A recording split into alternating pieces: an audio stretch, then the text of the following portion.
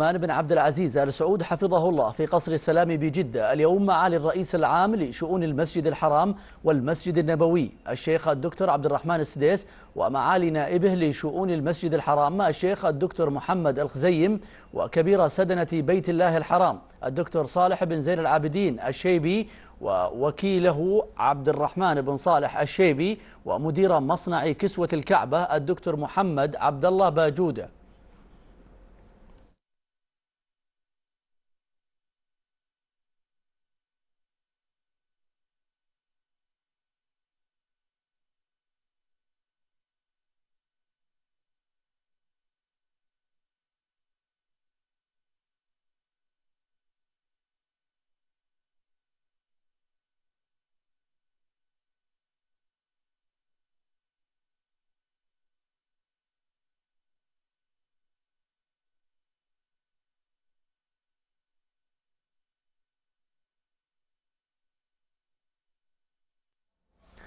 وقد ألقى معالي الرئيس العام لشؤون المسجد الحرام والمسجد النبوي كلمة أشار فيها إلى اهتمام المملكة منذ عهد المؤسس الملك عبد العزيز رحمه الله بالحرمين الشريفين، واستمرار أبنائه الملوك من بعده بخدمتهما وقاصديهما من الحجاج والعمار والزوار.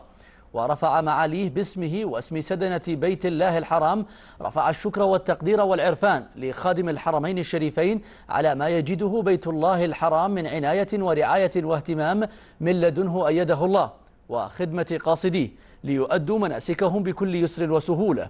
واستعرض الشيخ السديس جهود مصنع كسوة الكعبة المشرفة وإنجازاته في صناعة الكسوة.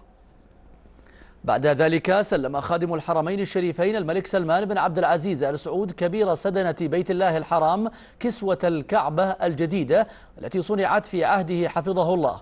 حضر الاستقبال صاحب السمو الملكي الأمير خالد الفيصل بن عبد العزيز مستشار خادم الحرمين الشريفين أمير منطقة مكة المكرمة.